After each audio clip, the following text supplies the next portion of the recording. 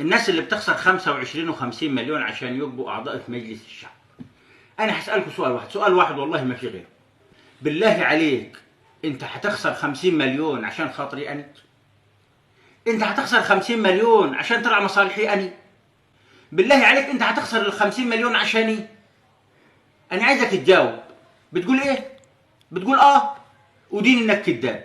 والله انك كذاب، اقسم بالله انك كذاب. 50 مليون ايه اللي بدك تخسرهن عشاني؟ 50 مليون بتوع ايه اللي انت هتخسرهن عشاني؟ انت النهارده بدك تدفع 50 مليون عشان تيجي، سواء كان في قايمه او في غيره، توصل لمجلس الشعب باي طريقه كانت. احب اقول لك انك بفلوسك خدت مكان حد مجتهد كان ممكن يجي ويخدم الناس، بس للاسف معوش فلوس. انت بفلوسك الكتير خدت مكانه، ولكن انت عايز تخسر 50 مليون عشان تخدمني اني؟ يا نهار مش فايت. انا مش قادر استوعب الجمله 50 مليون عشان تخدمني في ظل انني محتاج 10 جنيه ومش لاقي. يعني بلاش تستخفوا بعقول الناس. ليه؟ انتخابات ايه اللي تخليك تخسر عليها 50 مليون؟ هتكسب من وراها ايه؟